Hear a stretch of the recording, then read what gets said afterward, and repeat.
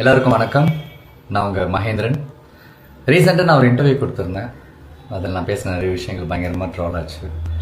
Instagram, ட்விட்டர்லேருந்து இன்னைக்கு காலைல யூடியூப்லலாம் பார்க்கும்போது எனக்கு ரொம்ப ஷாக்கிங்காக இருந்துச்சு. யாரெல்லாம் நான் ரொம்ப மதிக்கிறனோ, நான் யாரோட கருத்துக்கெல்லாம் கரெக்ட்னு இவ்வளோ நாள் என் ஃப்ரெண்ட்ஸ் கிட்ட பேசிகிட்டு இருந்தனோ, அவங்க எல்லாருமே என்னை பற்றி பேசியிருந்தாங்க.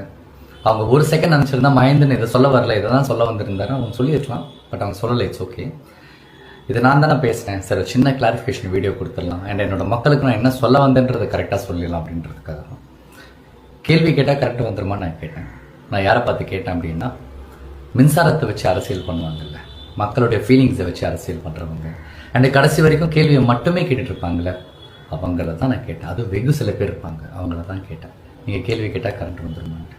அதுக்கப்புறம் 6 மாதம் டைம் கொடுங்க, நீங்கள் கேள்வியே கேட்காதீங்கன்னு நான் ஏன் சொன்னேன் அப்படின்னா, அண்ணா ஆட்சிக்கு வரும்போது எனக்கு ஒரு 6 மாதம் கால அவகாசம் கொடுங்க, நான் கண்டிப்பாக எல்லாத்தையும் கரெக்டாக செட் பண்ணி உங்களுக்கு ஒரு நல்ல ஆட்சியை நான் கொடுப்பேன் அப்படின்னு அவர் சொன்னார். அவர் மேலே இருக்கிற நம்பிக்கையில், அன்பில், ஸோ அவரையே கேட்டிருக்காரு, நம்மளும் கேட்போன்ற ஒரே சென்ஸில் தான் நான் சொன்னேன். அவர் 6 மாதம் டைம் கொடுங்க, கேள்வி மட்டுமே கேட்காதீங்கன்ட்டு. அதுவும் வெகு சில பேர், பொதுமக்கள் கிடையாது. அண்ட் அப்புறம் இந்த சோலார் சிஸ்டம்லாம் சொன்னேன். எஸ், அது என்னுடைய தப்பு தான், அது என்னோடய வார்த்தை பிழை தான். நான் ஒன்றும் பயங்கரமான ஸ்டூடெண்ட்லாம் கிடையாது. நான் ரொம்ப கஷ்டப்பட்டு 10th முடிச்சுட்டு அப்புறம் 12th போய் 11th 12th ஐயோப்பா படிக்க முடியாமல் நடுவிலே ஓடி வந்துட்டேன். ஸோ ரொம்ப சாதாரண ஒரு ஆவரேஜ் ஸ்டூடெண்ட் தான். ஸோ அதனால் நான் தப்பாக சொன்னேன். அதை நான் வந்து சோலார் எனர்ஜின்னு சொல்லியிருக்கலாம், சோலார் பவர்னு சொல்லியிருக்கலாம், சோலார் பேனல்னு சொல்லியிருக்கலாம், இந்த மாதிரி நிறைய விஷயம் சொல்லியிருக்கலாம். அங்கே நான் சரியாக என்னால் சொல்ல முடியல. நான் என்ன சொல்ல வந்தேன்றதை இப்போ நான் சொல்கிறேன். 2015 கொச்சி இன்டர்நேஷ்னல் ஏர்போர்ட், நம்ம கேரளாவில் ஒரு ஏர்போர்ட் இருக்குது. அந்த என்டையர் ஏர்போர்ட்டும் சோலார் எனர்ஜி சோர்ஸில் தான் அது ஒர்க் ஆகிட்டு இருக்கு. என்டையர் ஏர்போர்ட் நீங்கள் ஃபுல்லாக பார்த்தீங்கன்னா அந்த ஏர்போர்ட்டை சுற்றி சோலார் பேனல்ஸாக தான் இருக்கும். அதில் வர்ற அந்த எனர்ஜி சோர்ஸில் தான் அந்த ஏர்போர்ட்டே ரன் ஆகிட்டு இருக்கு. உலகத்திலேயே ஃபர்ஸ்ட் ஏர்போர்ட். நான் அதை பார்த்துருக்கேன். நான் அப்போ நினச்சிருக்கேன், ஏன் நம்ம தமிழ்நாட்டில் இந்த மாதிரிலாம் இல்லை, நம்ம கிராமத்தில் எவ்வளோ மக்கள் கஷ்டப்பட்டுக்கிட்டு இருக்காங்களே, அங்கே ஒரு கவர்மெண்ட் செஞ்சுதே, இந்த நம்ம ஊரில் கவர்மெண்ட்டே செய்யலையா அப்படின்னு நான் நினச்சேன்.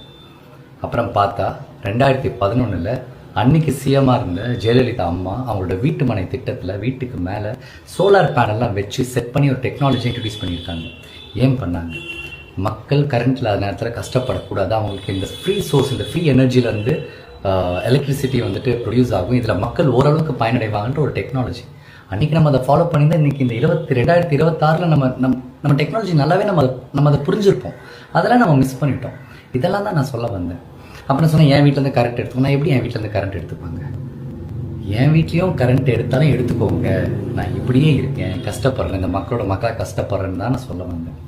இந்த மாதிரி நிறைய விஷயங்கள் பயங்கரமாக தப்பாக கன்வே ஆகிடுச்சு.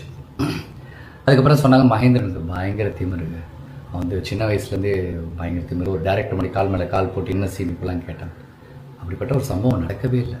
என்னை பற்றி பேசின அண்ணாவுக்கு நான் ஃபோன் பண்ணி கேட்டேன், என்னன்னா என் பேரெல்லாம் சொல்லியிருக்கீங்க, எப்போ நான் நடந்துச்சு அப்படின்ட்டு. அப்போ சொன்னால், இல்லை மகேந்திரா, உன்னை எனக்கு சின்ன வயசுலேருந்தே தெரியும், நான் சும்மா இதை விளையாட்டுத்தனமாக பேசி சும்மா ஒரு ஃபன்னுக்கு அப்படி பேசிட்டேன் அப்படின்னு. சரி, நான் பரவாயில்ல, நான் விட்டுட்டு 2 வருஷம் ஆச்சு.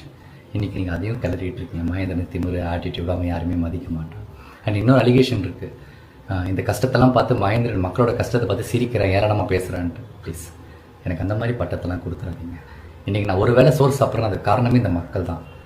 இவ்வளோ முக்கியமான இந்த மக்களை நான் எப்படிலாம் இருப்பேன்? என் கூட வேலை பார்த்தவங்க, என் கூட பழகுனவங்களுக்கு தெரியும் நான் இந்த மக்களை எவ்வளோ விரும்புகிறேன், அவங்களை எவ்வளோ நேசிக்கிறேன் அப்படின்ட்டு. எனக்கு தயவு செஞ்சு இந்த மாதிரி தப்பான பேர்லாம் கொடுத்துறாதீங்க. இப்போ நான் சரியாக நடிக்கலை அப்படின்னா, என் படம் நல்லா இல்லை நீங்கள் சொல்லுங்கள், மகேந்திரன் சரியாக நடிக்கலை, நீ ஒன்றுமே இல்லைன்னு சொல்லுங்கள், நான் கரெக்ட் பண்ணிக்கிறேன். உங்களை இம்ப்ரெஸ் பண்ணுற மாதிரி நான் நல்ல ஆக்டராக இருக்கேன். அதை தாண்டி இந்த மாதிரி தப்பான அலிகேஷன்ஸ்லாம் ப்ளீஸ் என் மேலே வைக்காதீங்க. அட்லீஸ்ட் இப்போயாச்சும் நான் என்ன சொல்ல வந்தேன்றது உங்கள் எல்லாருக்கும் நல்லா புரியும் நினைக்கிறேன். அண்ட் இந்த மாதிரி விஷயங்கள் தப்பாக போய் நிறைய பொதுமக்கள் மனசை ஹர்ட் பண்ணியிருந்தால் என் மனசுலேருந்து என்னோடய வருத்தத்தை தெரிவிச்சுக்கிறேன். நான் என்னோடய சாரியை கூட நான் கேட்டுக்கிறேன், மன்னிப்பு கூட நான் கேட்டுக்கிறேன். என் மக்கள்கிட்ட கேட்கல, எனக்கு என்ன பிரச்சனை? எனக்கு இது பிரச்சனையே கிடையாது.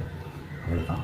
எனக்காக டைம் எடுத்து இந்த வீடியோ பார்க்குறவங்க எல்லாருக்கும், இந்த மாதிரி கஷ்டமான ஒரு டைமில் இந்த மாதிரி இருக்கும்போது எனக்காக என் ஃப்ரெண்ட்ஸாக இருக்கட்டும், யாரை கால் பண்ணவங்க, டெக்ஸ்ட் பண்ணவங்க எல்லாருக்குமே ரொம்ப ரொம்ப தேங்க்ஸ். Love you all.